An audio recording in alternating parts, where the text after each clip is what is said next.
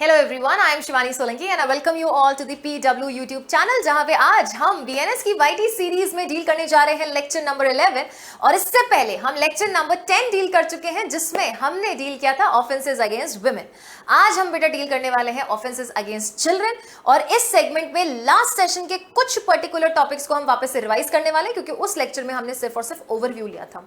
बच्चों के विरुद्ध जितने भी अपराध हैं, या हम कहें महिलाओं के विरुद्ध जितने भी अपराध हैं, लेजिस्लेचर ने इसको प्राथमिकता देते हुए, प्रायोरिटी देते हुए हमारे ऑफेंसेस की लिस्ट में सबसे ऊपर रखा है।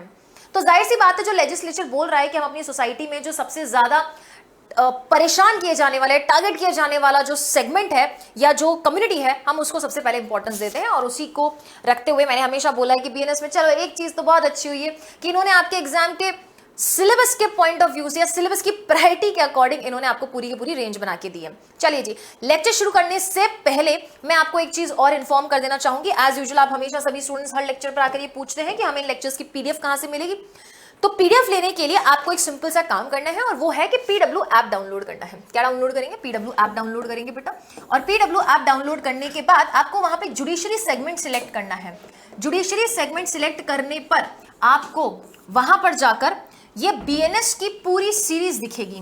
दैट मीन्स यू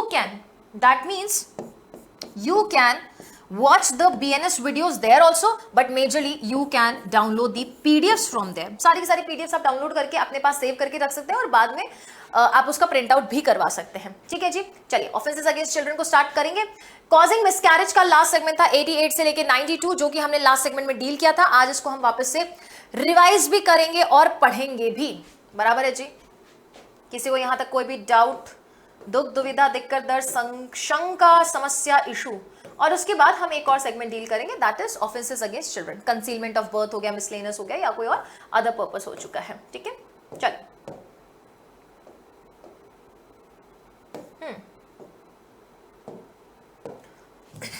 ओके, तो मैंने आपको लास्ट क्लास में एक डिफरेंस समझाया था बेटा कि एक होता है कल्पेबल होमिसाइड, एक है मर्डर। क्या है? एक है हमारा कल्पेबल होमिसाइड, एक है हमारा मर्डर। इन दोनों ही ऑफेंसेस के होने के लिए क्या जरूरी है कि एक ह्यूमन बीइंग होना चाहिए? बोलो हाँ कि ना। पहले एक ह्यूमन बीइंग होना चाहिए। तो ये दोनों ऑफेंसेस तो ह्यूमन बीइंग के मामले में हो जाएंगे, मनुष्य होना चाहिए, मानव होना चाहिए।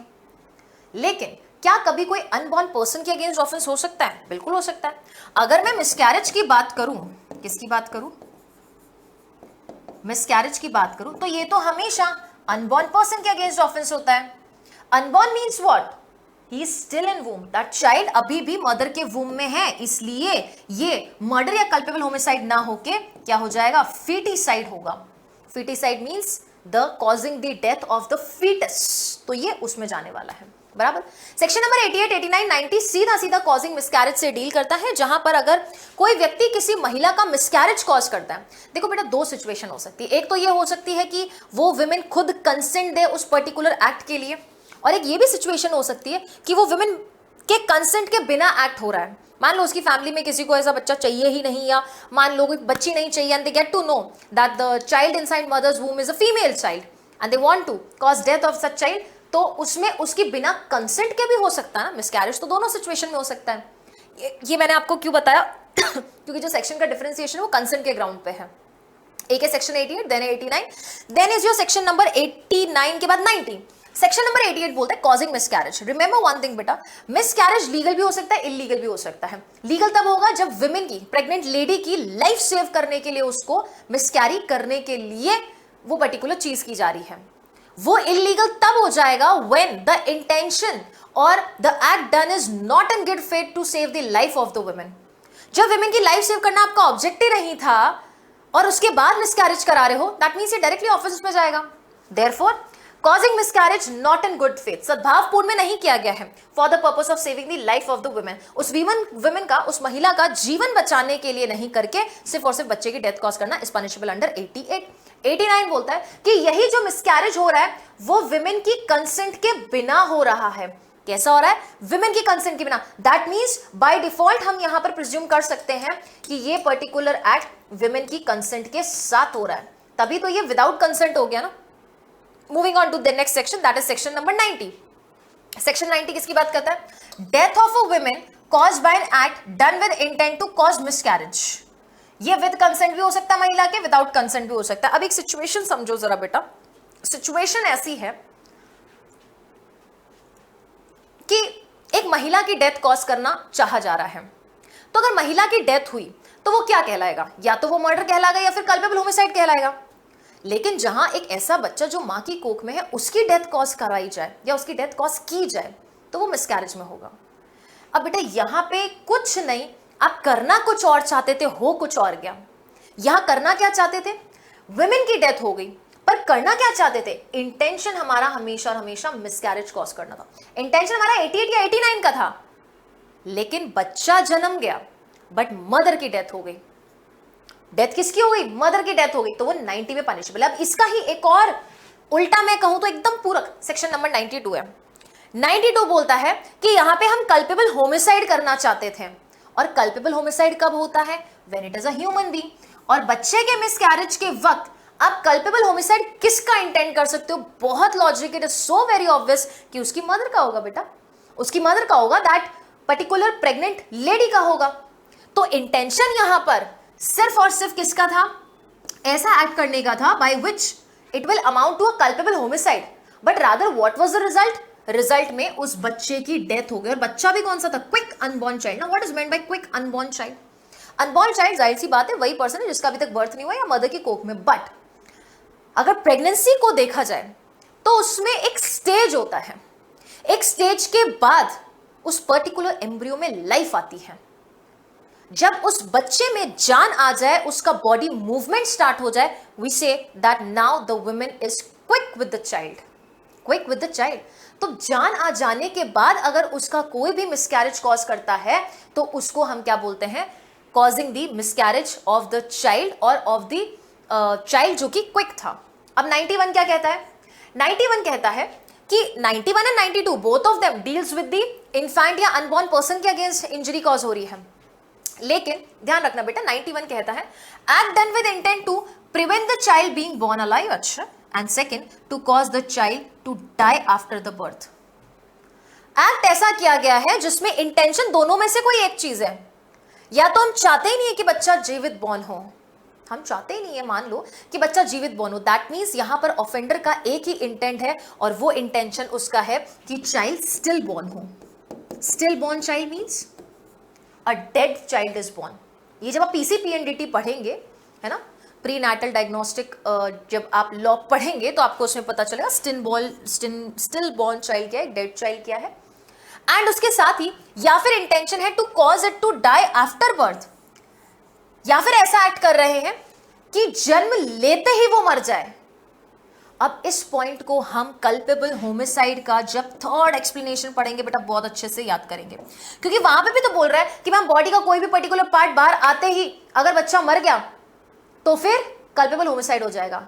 लेकिन एक्ट का टाइमिंग देखो, एक्ट का ड्यूरेशन देखो, यहां पर the act is done with the intention कि बर्थ होने के बाद मर जाएगा। दैट मीन्स वो पर्टिकुलर एक्ट को किया तब गया है जब बच्चा जन्मा नहीं और मदर की वूम्ब में है, तब उसको कोई ऐसा इंजेक्शन दे देना, तब उसको कोई ऐसी मेडिसिन दे देना कि बच्चे का बर्थ होते ही वो मर जाएगा, तो वो 91 में पनिशेबल होगा।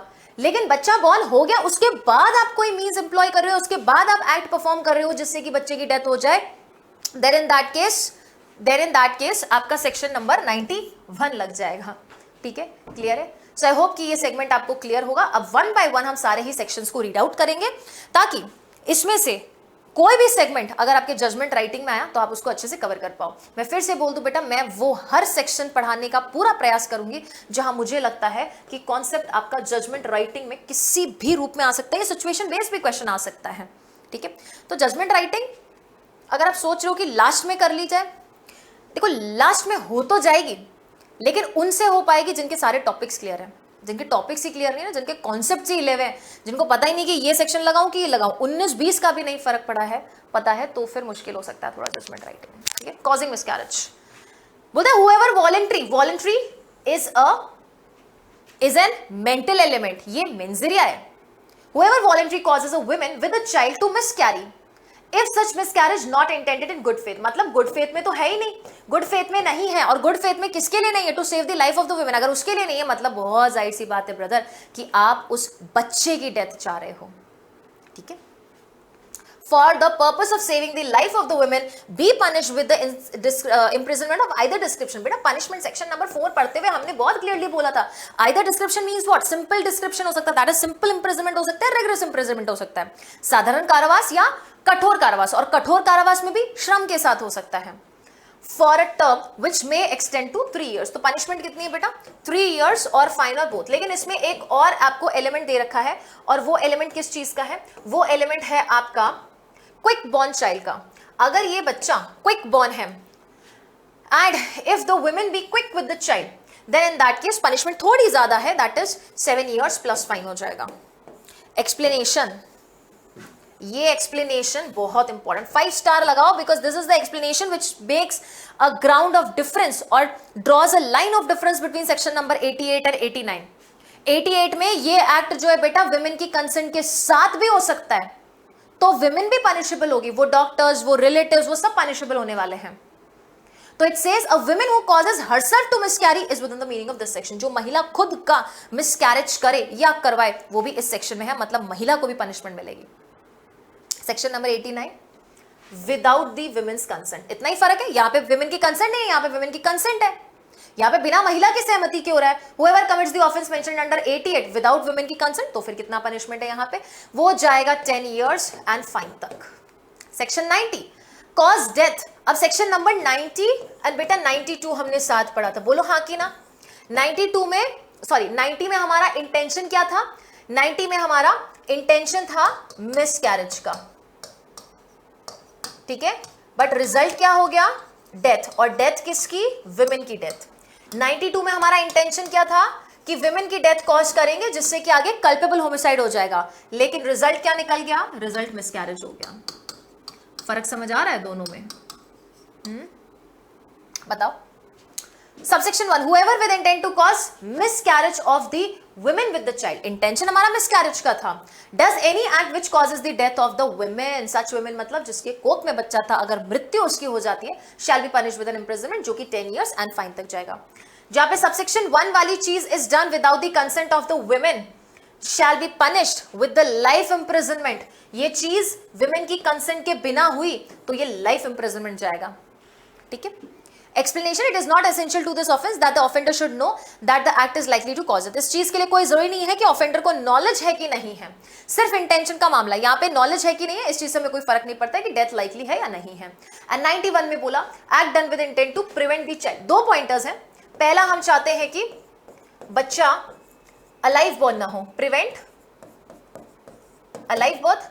एंड सेकेंड, अगर वो पैदा हो जाए तो cause him to die, cause him to die after birth, मतलब जीवन उपरांत उसकी मृत्यु हो जाए. एक बार वो पर्सन जो है उसका बर्थ हो जाए उसके बाद. पर ध्यान रखना, ये कल्पेबल होमिसाइड से अलग कैसे बेटा, कल्पेबल होमिसाइड में जब वो बच्चा पैदा हो जाता है तो उसके बाद आप कोई एक्ट करते हो जिससे वो मर जाए, लेकिन इसमें अभी जब तक वो मदर के वूम में है, माँ की कोख में है, तब आपने कोई ऐसा एक्ट कर दिया जिससे कि वो पैदा होने के बाद मर जाए, ये 91 में पनिशेबल होगा. क्योंकि यहां पे उसने इंटेंट एक अनबॉर्न पर्सन के अगेंस्ट किया है. किसके अगेंस्ट किया है, यहां पे उसने जो इंटेंट किया है ये पर्टिकुलर एक्ट, ये एक अनबॉर्न पर्सन के अगेंस्ट किया है. मतलब आशय आप देख रहे हो, ह्यूमन बीइंग के अगेंस्ट नहीं किया है, अनबॉर्न पर्सन के अगेंस्ट किया है. देखो जरा, ये कहता है whoever before the birth of any child, keyword देखो, खुद दे दिया बेटा इन्होंने, मुझे समझाने की जरूरत नहीं है. मैं बेरेट लेके इसलिए आ रही हूं ताकि आप 2 सेक्शन के बीच का डिफरेंस समझो और आप इंटरव्यू में ना फंसो या जजमेंट राइटिंग में कतई ना फंसो. साफ बोला, बर्थ से पहले अगर कोई भी ऐसा एक्ट करता है, डज एन एक्ट, या तो विद द इंटेंशन, 2 पॉइंटर्स हैं, मैं इसको पिंक में मार्क करती हूं. Okay, preventing that the child from being born, point number 1, and point number 2 क्या होता है, causing it to die after the birth and does by such act. अच्छा, इसके साथ ये होना भी चाहिए, मतलब सिर्फ इस चीज का इंटेंशन नहीं, ये पर्टिकुलर एक्ट जाकर अगर आगे कमिट भी हो गया, मतलब वाकई बच्चे को जीवित पैदा होने से रोक दिया, मतलब बच्चे को मरा हुआ पैदा हुआ, या फिर उसकी वाकई में जीवन बर्थ होने के बाद, मतलब जिया पैदा हुआ तब वो सांस के साथ पैदा हुआ, जब वो पैदा हुआ तो उसके बाद वाकई में उसकी डेथ हो गई है. And does by such act prevent the child from being born alive और causes it to die shall, if such act not done in good faith for the saving of the life of the mother, तो फिर punishment कितना होने वाला है यहाँ पे, 10 years या फाइन या बोथ. 10 years या फाइन या बोथ है। चलें आगे। हाँ जी, कॉजिंग डेथ, ये किसका उल्टा था? इसको हम अभी भी कवर करके आ चुके हैं मैम। ये 90 का उल्टा था। 90 and 92 are to be read together. 90 में इंटेंशन किसका था, रिजल्ट क्या हो गया? 92 में इंटेंशन किसका था, रिजल्ट क्या हो गया? ये बहुत अच्छे से ध्यान रखना, ओके। 92 कहता है causing the death of the quick unborn child, जहां पर ऑफेंस हमने ऐसा किया जिससे कल्पेबल होमिसाइड हो सकता था। Whoever does any act under such circumstances that if he thereby cause death, he would be guilty of culpable homicide। अगर वो डेथ कॉज कर देता है तो वो कल्पेबल होमिसाइड के लिए लाइबल होगा। कल्पेबल होमिसाइड के लिए लाइबल तो तब होगा ना जब ह्यूमन बीइंग की डेथ कॉज करेगा। और मिसकैरेज के ऑप्शन में या मिसकैरेज के कॉन्सेप्ट में ह्यूमन बीइंग कौन है? वो सिर्फ लेडी तो है, क्योंकि बच्चा तो अभी भी अनबॉर्न है। And does by such act cause the death of a quick unborn child, तो पनिशमेंट कितनी मिलेगी? 10 years एंड फाइन। बराबर। ये आप बहुत अच्छा इलस्ट्रेशन है, ये इलस्ट्रेशन देखना, इससे जो मैंने आपको चीज समझाई है वो बहुत अच्छे से क्लियर हो जाएगी। चलिए जी, next offence, offences against children. 93 से लेके 99 का अब सेगमेंट हम पढ़ने वाले हैं। इसमें ध्यान रखना बेटा, किडनैपिंग का भी सेगमेंट है। ये एक नया ही आपको चैप्टर लुक दे रहा है, क्योंकि इसमें बहुत सारे चैप्टर से, बहुत सारी जगह में से ऑफेंसेस को अलग अलग यहां पर खींच के लेके आया गया है। चाहे फिर वो सरेंडर करना हो गया हो, या उस बच्चे के बर्थ को कंसील करना हो गया हो, या उसको हायर किया जा रहा है किसी पर्पस के लिए, या बच्चे को प्रोस्टिट्यूशन के लिए सेल किया जा रहा है या बाय किया जा रहा है, ये सब इसी कैटेगरी में आने वाला है। ओके, चलो फर्स्ट देखेंगे कंसीलमेंट ऑफ द बर्थ। एक है exposure and abandonment of the child under 12 years। बच्चे का बर्थ कंसील करना, हालांकि देखो इस 92, 93 में ऐसा कोई कॉमन कीवर्ड है नहीं, पर आपको ध्यान रखने के लिए मैंने इसको साथ साथ में लिखा है। 93 एंड 94 ये साफ साफ भाषा में ये कहना चाहता है बेटा कि मान लो कोई 12 साल से कम उम्र का बच्चा है, ठीक है, उसको एक्सपोज कर दिया या अबैंडन कर दिया। एक्सपोजर मतलब बेटा ऐसे माहौल में उसको रख दिया गया कि उसके साथ कुछ गलत हो सकता है। एंड अबैंडनमेंट त्याग दिया, और वो बच्चा 12 साल से कम है। त्यागने वाला व्यक्ति कौन है? या तो पेरेंट्स है या person who is having the care of that particular बच्चा।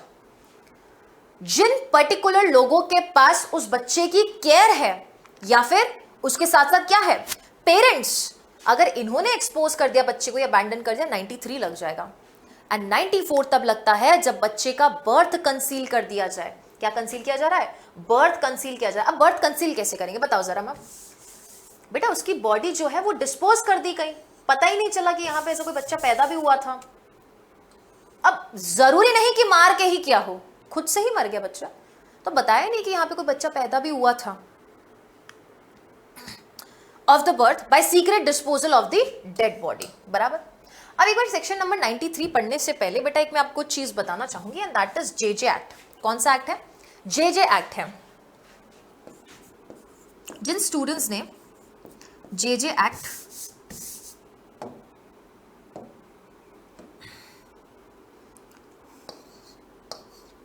जिन भी स्टूडेंट्स ने बेटा जेजे एक्ट 2015 पढ़ा हुआ है, उनको पता होगा एक सेक्शन आता है आपका सरेंडर का, अडॉप्शन का, स्पेसिफिकली सेक्शन नंबर 35, ठीक है। यहां पर एक कमिटी होती है, that is CWC, child welfare committee होती है। इनका काम इसी चीज का है कि जो भी बच्चे हैं, चिल्ड्रन स्पेसिफिकली, वो सरेंडर्ड बच्चे हैं या ऑर्फन बच्चे हैं या कोई भी अबैंडन्ड बच्चे हैं, तो उन सबको बेटा अडॉप्शन के लिए फ्री डिक्लेयर करना, फ्री फॉर अडॉप्शन डिक्लेयर करना। अब ये जेजे एक्ट इतना प्यारा है, ये सिंपल सी इतनी सी बात कहता है कि लिसन गाइस, कि अगर आपको कोई बच्चे को सरेंडर करना है तो आप कीजिए, कोई प्रॉब्लम नहीं है, लेकिन प्लीज उसको रोड पर छोड़ के ना जाएं। कहां ना छोड़ के जाए? रोड पर उसको छोड़ के ना जाएं। आप CWC के सामने जाके उस बच्चे को सरेंडर कर सकते हैं। और जब भी कोई पेरेंट्स ऐसे बच्चे को सरेंडर करेगा तो ना तो उसके अगेंस्ट FIR होगा, ना ही उसके अगेंस्ट कोई ऐसी कंप्लेन वगैरह हो सकती है। बायोलॉजिकल पेरेंट्स सरेंडर कर सकते हैं, बट सरेंडर के भी कुछ ग्राउंड्स होंगे, जैसे कि फिजिकल फैक्टर्स हो सकते हैं, इमोशनल फैक्टर्स हो सकते हैं, सोशल फैक्टर्स हो सकते हैं, जिसकी वजह से वो बच्चे की अपब्रिंगिंग करने में असमर्थ है। वो सीधा सीधा CWC के सामने जाकर बच्चे को सरेंडर कर सकते हैं। पर कभी भी इस तरीके से अबैंडन किया या एक्सपोजर किया, सीधा सेक्शन नंबर 93 लग जाएगा, irrespective of whatever your intention was. और एक बात, अगर वो अबैंडनमेंट करने के बाद बच्चे की डेथ हो गई तो, बच्चा मर गया, बच्चे को छोड़ के चले गए रोड पर, अब उस बच्चे की डेथ हो गई तो वो भी प्रावधान हम लोग सेक्शन नंबर 93 में ही कवर करेंगे, ठीक है। तो पहले 93 या 94 पढ़ेंगे और उसके बाद हम लोग आगे वाले सेगमेंट पर चलेंगे। 93 बोलता है एक्सपोजर अबैंडनमेंट ऑफ चाइल्ड। उम्र बहुत अच्छे से ध्यान रखनी है, 12 ईयर्स है, लेकिन किसके किसके द्वारा ऑफेंस हो सकता है ये आपको इसी में प्रोवाइड कर रखा है, that who can be an offender. It can be father और it can be mother of the child under the age of 12 years having the care of such children. No, दो अलग अलग लाइन में दो pointers दे रखा है। पहला तो ये ऑफेंडर हो सकता है, दूसरा ये ऑफेंडर हो सकता है। कौन? और the person having the care of the child, whoever is having the care of the child, वो कोई भी हो सकता है बेटा, नेचुरल गार्डियन भी हो सकता है, या मान लो कहीं पर किसी की कस्टडी के लिए उस बच्चे को कुछ समय के लिए दे रखा था। फादर या मदर हो सकता है, वो अगर 12 साल से कम उम्र के बच्चे को लीव करते या एक्सपोज करते हैं such child in any place with an intention of wholly abandoning such child. उनका एक ही इंटेंशन है कि हम होली अबैंडन करना चाहते हैं। बेटा वो यहाँ पे कोई ऑफेंस नहीं करना चाहते हैं, उनका एक इंटेंशन है कि उस बच्चे को कंप्लीट तरीके से वो त्यागना चाहते, रखना नहीं चाहते उस बच्चे को अपने बच्चे की तरह। तो पनिशमेंट कितना है? पनिशमेंट यहाँ पर सीधा मिलेगा आपको 7 ईयर्स और फाइन और बोथ, 7 ईयर्स और फाइन और both. This section is not intended to prevent the trial of the offender for the murder or culpable homicide if the child dies in consequence of exposure। बहुत अच्छा section है। आपने बच्चे को expose कर दिया, आपने बच्चे को अबैंडन कर दिया, आपका इंटेंशन सिर्फ इतना था कि हमें बच्चे को त्यागना है। बेटा 4 साल के बच्चे को राजस्थान में, मान लो जैसलमेर में, तपती धूप में छोड़ दिया, कहाँ जाएगा बच्चा? कोई बड़े से नाले के पास छोटे से बच्चे को रख दिया, 2-3 महीने के बच्चे को, नाला जोर से बाहर, फ्लड्स आ गई, बाढ़ आ गई, बच्चा अगर मर जाता है तो यहां पर उस पर्सन को, that is the parents, father mother, या फिर उसको जो भी केयर कर रहा था उस बच्चे की, कोई भी चीज, ऐसी चीज आपको उस पर्टिकुलर पर्सन के अगेंस्ट कल्पेबल होमिसाइड या मर्डर का चार्ज लगाने से नहीं रोक सकती। ऐसे पर्सन का कल्पेबल होमिसाइड या मर्डर में ट्रायल बकायदा हो सकता है। बहुत प्यारा सेक्शन है, क्योंकि वो लोग तो छोड़ के चले गए, बट आप जब छोड़ के जा रहे हो, भले ही आपका इंटेंशन तो सिर्फ छोड़ के जाने का है, लेकिन आपको आगे पता होना चाहिए कि इसका आगे कॉन्सिक्वेंसेस क्या हो सकता है। Even if they don't know the consequences, क्योंकि 93 तो एक्सप्रेसली बोलता भी नहीं है कि आपको कॉन्सिक्वेंसेस पता होने चाहिए, ठीक है। 94 में एक ही मुद्दा है, that is concealing the birth. और बर्थ कंसील होगा कैसे? जन्म को छुपा रहे हैं, जन्म कैसे छुपाया जा सकता है? तो 94 बोलता है concealment of birth bye secret disposal of dead body. अब ये जो डेड बॉडी है, ध्यान रखें बच्चे, ये जो डेड बॉडी है, ये डेड बॉडी जरूरी नहीं कि आपके इस ऑफेंडर ने जो यहाँ पे बर्थ को कंसील कर रहा है, ये जरूरी नहीं कि उसी ने मारा हो। अगर मरा हुआ ही बच्चा पैदा हो गया तो 94। और अगर मैं मार के इसको छुपाया तो आपको देखना पड़ेगा कि बच्चा पैदा होने के बाद मारा है या बच्चा पैदा होने से पहले मारा है, तो वो फिर आपका सेक्शन लग जाएगा, 90 लग जाएगा, 92 लग जाएगा, ये आपको देखना पड़ेगा। एंड उसके बाद आपका ये भी लग जाएगा, जब उसके बाद बर्थ कंसील किया तो ये भी लग जाएगा। अगर बच्चे की बॉडी को सीक्रेटली छुपाया, डिस्पोज ऑफ कर दिया, सीक्रेटली मतलब छुपा कर उसको डिस्पोज ऑफ किया, किसी भी तरीके से अंतिम संस्कार वगैरह कर दिया, मिट्टी में गाड़ दिया, 94 लग जाएगा। Whoever by secretly burying और अदरवाइज, बरी मतलब दफनाना या अदरवाइज अंतिम संस्कार वगैरह करके जलाना या किसी भी तरीके से, disposing of the dead bodies of the child whether such child die before, after or during its birth. Birth के वक्त बहुत अच्छे से ध्यान रखना, प्री में पूछा जा सकता है, आफ्टर हुई है, ड्यूरिंग हुई है या फिर बिफोर बर्थ हुआ है।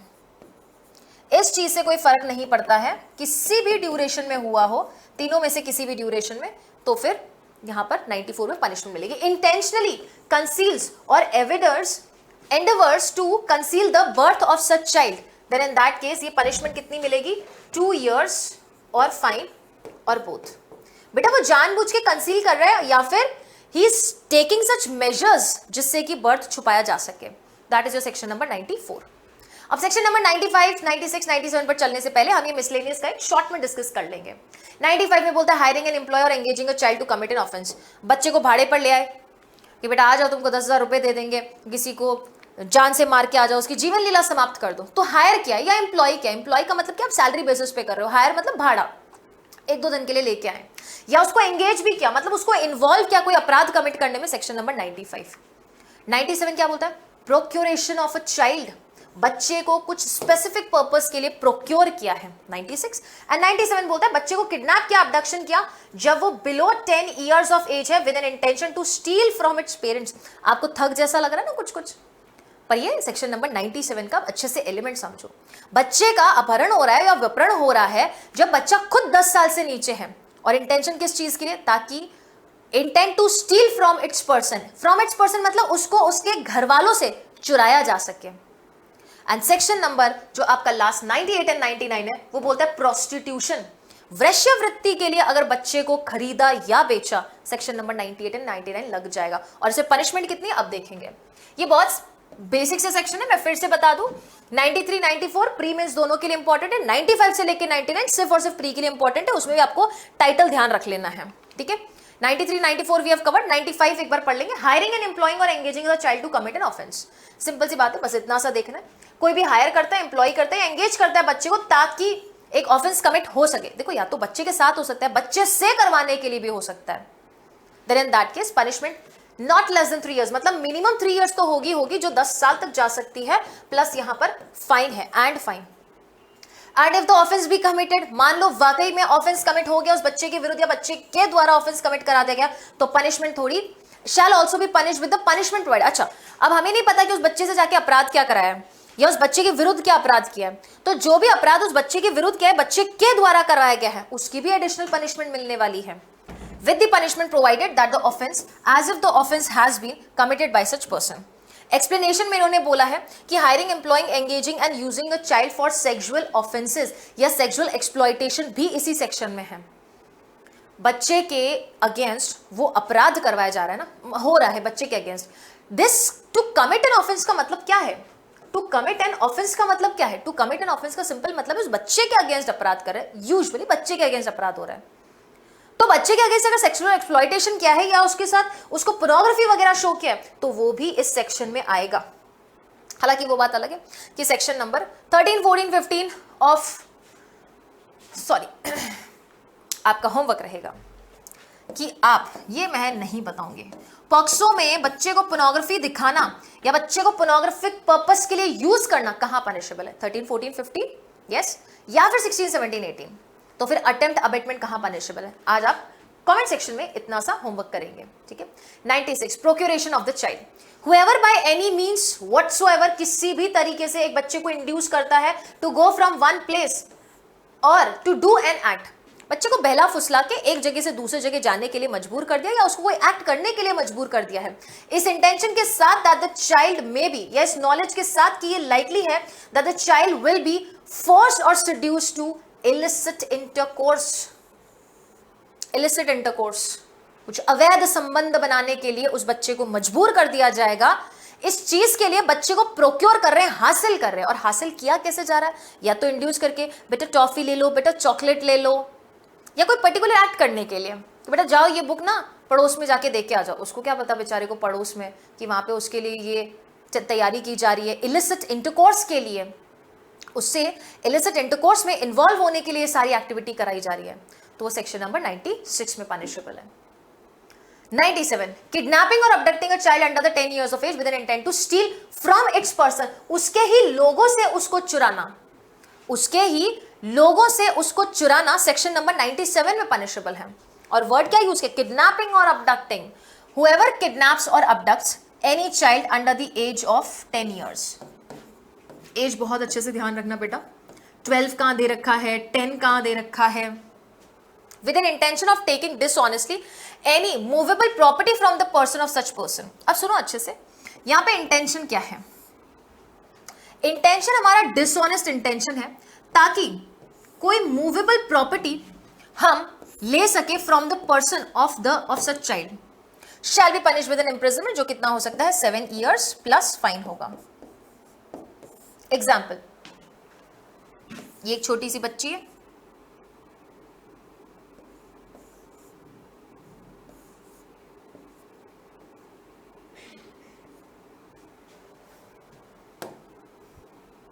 ये एक छोटी सी बच्ची है, बराबर,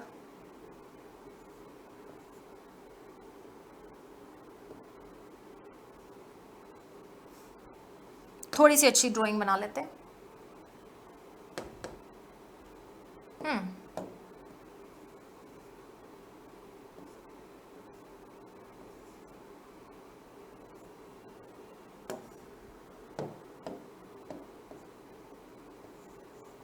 काजल भी निकाल देते हैं, छोटा सा बच्चा है ना।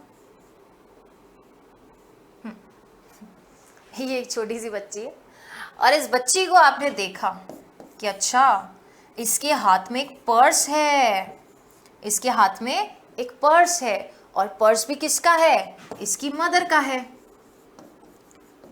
तो इस बच्चे को अगर हमने किडनैप किया, इस बच्चे को बेटा किडनैप या फिर हमने अबडक्ट किया ताकि ये जो पर्टिकुलर पर्स है वो इसके पर्सन के पास से हम स्टील कर सकें, बस यही मुद्दा है आपका सेक्शन नंबर 97 में। Whoever kidnaps or abducts any child under the age of 10 years, और ये बच्ची कितने साल से कम है, 10 साल से कम है, इस इंटेंशन के साथ कि any movable property from the person of such act, कि हम डिसऑनेस्टली ऐसी प्रॉपर्टी उस पर्सन के पास से ले सकते हैं, तो ये किस में आ जाएगा, ये किडनैपिंग और अबडक्शन में आ जाएगा। ठीक है। 98 selling child for purpose of prostitution etcetera word. बेटा कई बार ये लोग एटसेट्रा वर्ड तो लगा के टाइटल को शॉर्ट कर देते हैं, बट अपार्ट फ्रॉम दैट आप ये रियलाइज करेंगे कि आपके पूरे बैरेक्ट में ऐसी बहुत सारी चीजें दे रखी है उस पर्टिकुलर सेक्शन में। सिर्फ एटसेट्रा लिखने से काम नहीं चलेगा, मतलब हमको पूरा के पूरा सेक्शन पढ़ना पड़ेगा जहां जहां आपने एटसेट्रा लिखा है। तो बोलते हैं whoever sells lets to hire, sell मतलब बेच दिया, लेट्स टू हायर कुछ समय के लिए भाड़े पर दे दिया, और अदरवाइज डिस्पोजेस एनी चाइल्ड, या अदरवाइज किसी भी बच्चे को डिस्पोज ऑफ कर रहा है, किस इंटेंशन के साथ, या नॉलेज के साथ, इस इंटेंशन के साथ that the child shall be at any age be employed और use for the purpose of prostitution.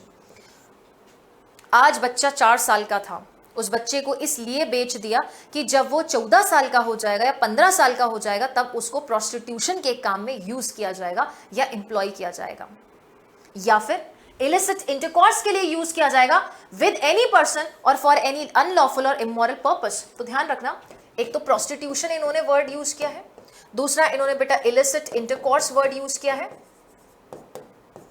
illicit intercourse word use किया है। नेक्स्ट इन्होंने अनलॉफुल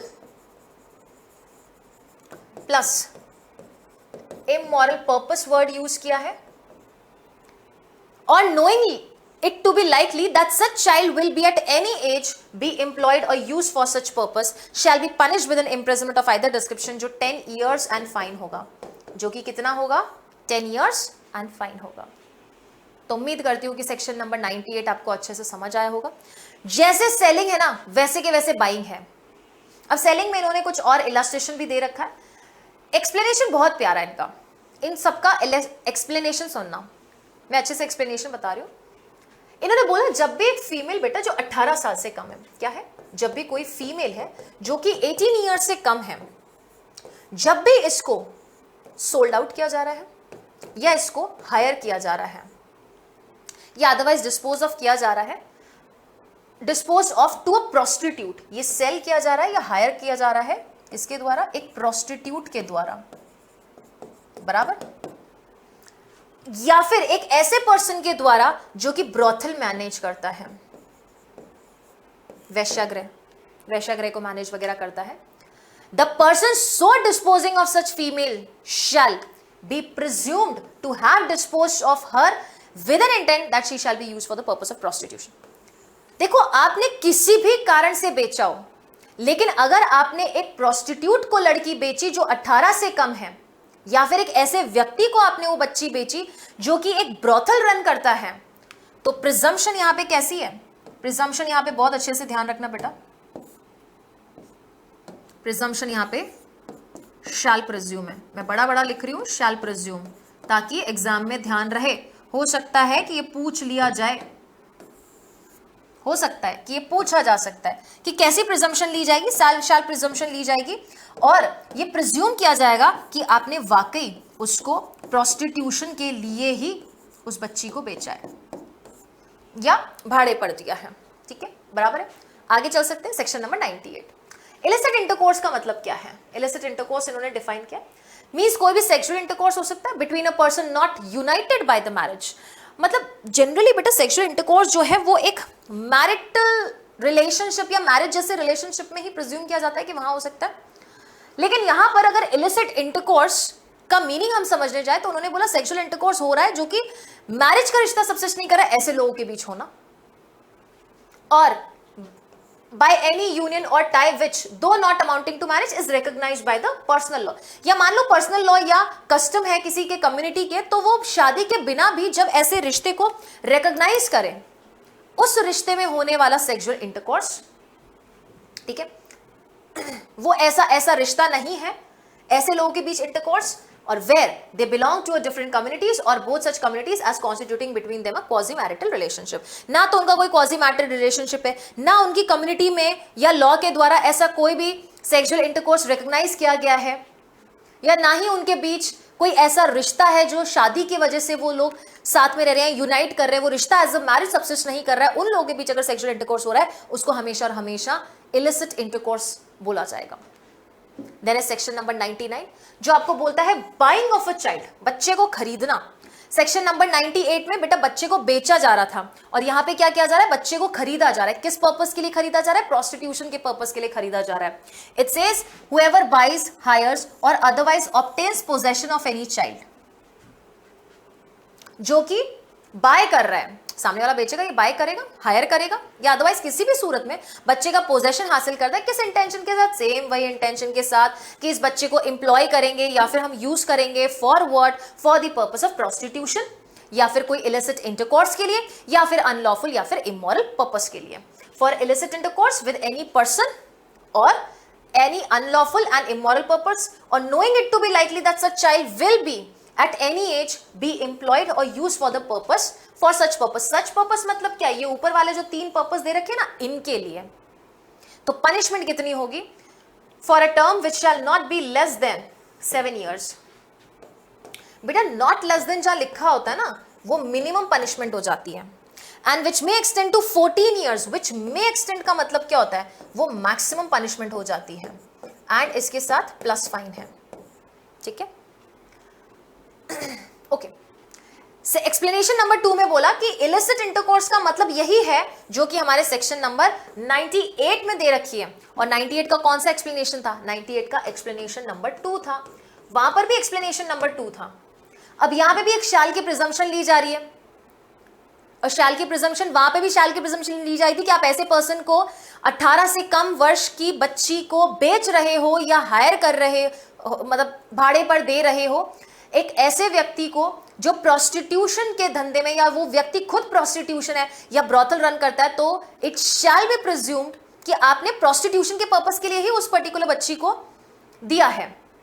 यहां पर भी सेम है, बट यहां पे बस खरीदने के मामले में बताया जाए कि आपने प्रोस्टिट्यूशन के पर्पस के लिए खरीदा है।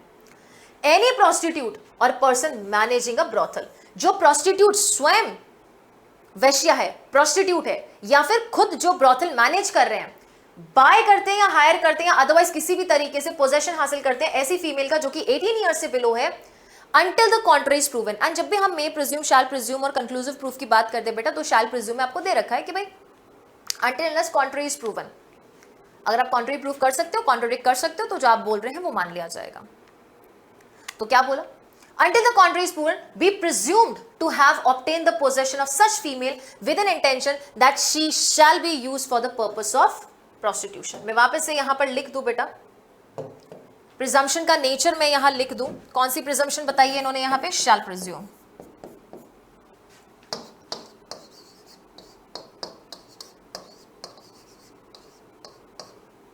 बराबर। बस आज का लेक्चर हमारा यहीं समाप्त होता है, और उम्मीद करती हूं कि आपको ये सेगमेंट समझ आए। बस ध्यान रखना है आपको बेटा, सारे जितने भी हम सेगमेंट्स पढ़ने वाले हैं उस दौरान आपको ये बहुत अच्छे से ध्यान रखना है कि कौन सा सेगमेंट है जो आपका प्री के पॉइंट ऑफ व्यू से इंपॉर्टेंट है, कौन सा जो है मेंस के पॉइंट ऑफ व्यू से इंपॉर्टेंट है, या कौन सा सिर्फ और सिर्फ सेक्शन या टाइटल के पॉइंट ऑफ व्यू से इंपॉर्टेंट है।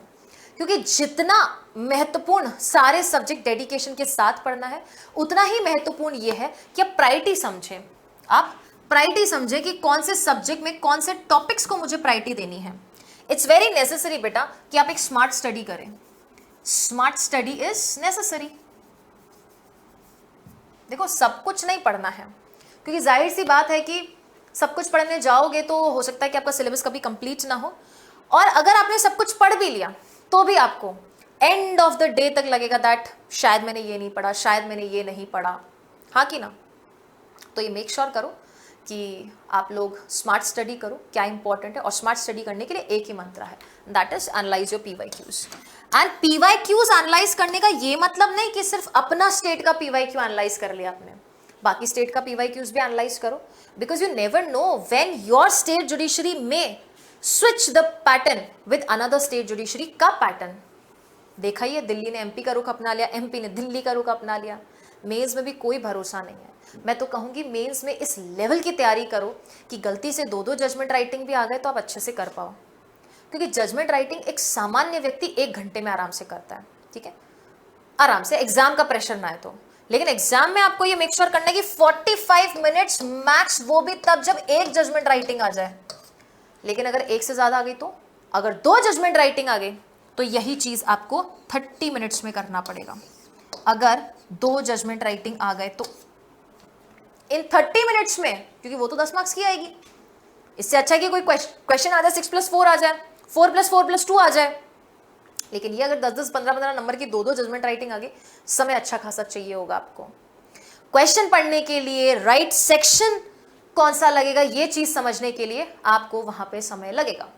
कौन सा कोर्ट लगेगा, कितना पनिशमेंट दूं, क्या चार्ज यहां पे मुझे फ्रेम करना है, which will be the exact appropriate court, क्योंकि चार्ज फ्रेम तो आप स्टार्टिंग में स्ट्रक्चर में ही लिख दोगे कि this is the charge, under this charge we are giving the judgement, और फिर चार्ज फ्रेमिंग तो बाद में करोगे। लेकिन बहुत मुश्किल हो जाएगा बेटा अगर आपने ये चीज़ें या टाइम स्पीड अभी से मैनेज नहीं किया।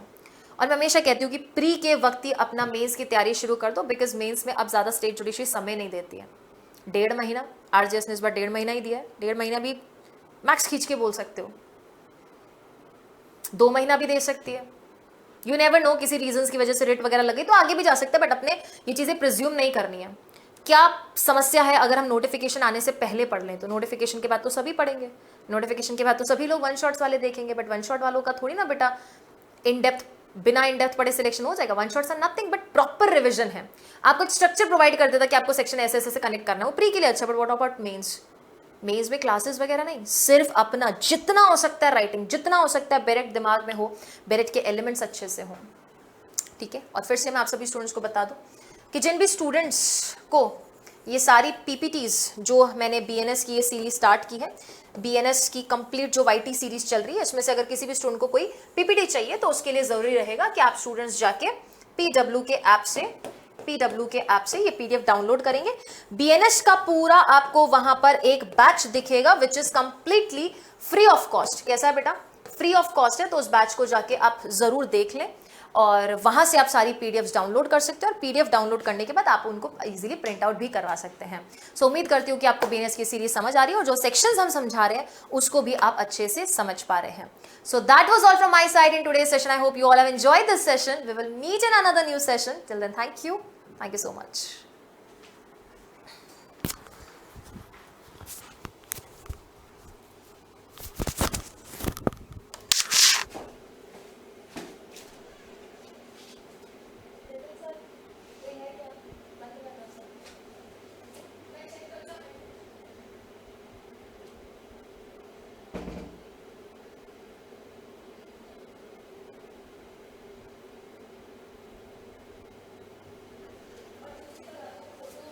आप प्लीज बता दो कैसे